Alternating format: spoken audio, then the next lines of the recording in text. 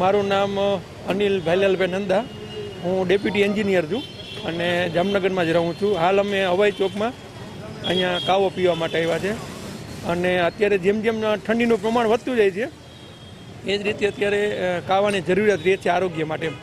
અમારા ઘરના totally family member, નાના બાળકોથી લઈને વડીલો ડેલી માટે કાવાનું સેવન કરીએ છીએ. એનાથી આરોગ્ય માટે એક તો આપણી જે રોગ પ્રતિકારક શક્તિ પણ વધે છે, કફનું પ્રમાણ હોય છે એ પણ દૂર થાય છે અને કોઈ જાતના શરીરમાં થાક નથી લાગતો.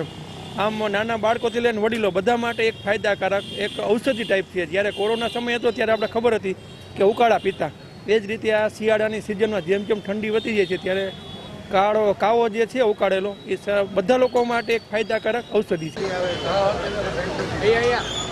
આફ્રિકાથી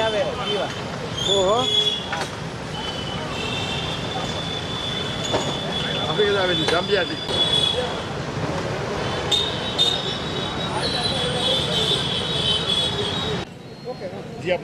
હું પ્રભુદાસ નારાયણ છું. હું આવું છું આફ્રિકાથી, જાંબિયાથી આવું છું અને દર વખતે આવું ત્યારે અહીંયા જામનગર હંમેશા પીવા માટે આવું છું અને બહુ કટી જાતની ઔષધિ છે. એમાં એથી આપણે લાભ થાય છે. શરીરમાં અશક્તિ હોય, શરીરમાં તકલીફ હોય, કફ હોય, શરદી બધી સાફ થઈ જાય છે. એટલે કે શરીર સારું રહે છે અને પીવાની બહુ મજા આવે છે. એની બહુ એનર્જી સારી આવે છે શરીરમાં. હમણાં ઠંડી છે એટલે પીવાથી શરીરમાં ગરમાટ આવી જાય છે અને એનાથી ભૂખ સારી લાગે છે. એનાથી બધી આવે છે. બહુ સરસ છે. આ મારા ભાઈ છે.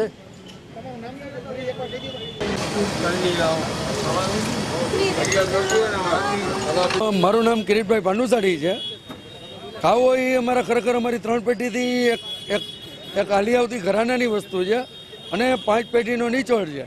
કાવામાં અનેક આયુર્વેદિક મસાલા અમે આમાં એડ કરીએ છીએ, જેમાંના અરડુસી, સીતપલાદી, કાકડસિંગી, તુલસી, સૂંઠ, કુરિંજન, પિત્તપાપડો, ષષ્ઠીમધુ, ગોરખમંડી, સંચળ, સિંધાલુણ, મરી, સૂંઠ, આવી આદુનો રસ, પુદીનાનો રસ, આવી કમસે કમ 42 આઈટમનું સંમિશ્રણ છે. કાવો પીવાથી લંગ્સમાં રહેતા કફ, શરદી, ઉધરસ, સળેકમ, એવન કોઈને શરદી રહેતી હોય, આ બધી વસ્તુની પ્રક્રિયામાં ખૂબ જરૂરી છે અને ખૂબ કાર્ય કરે છે.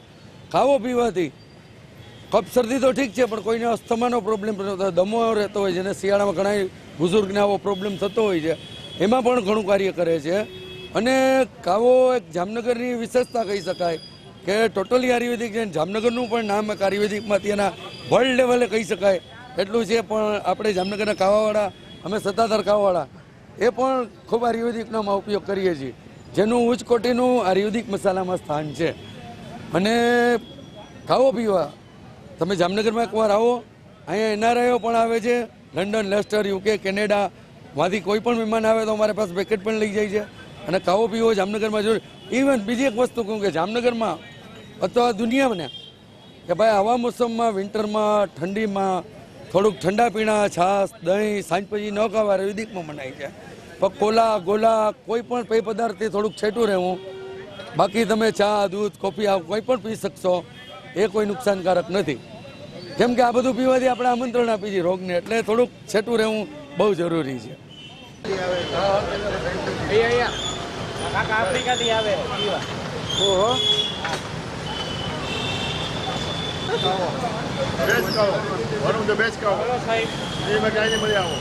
ઉત્તમ.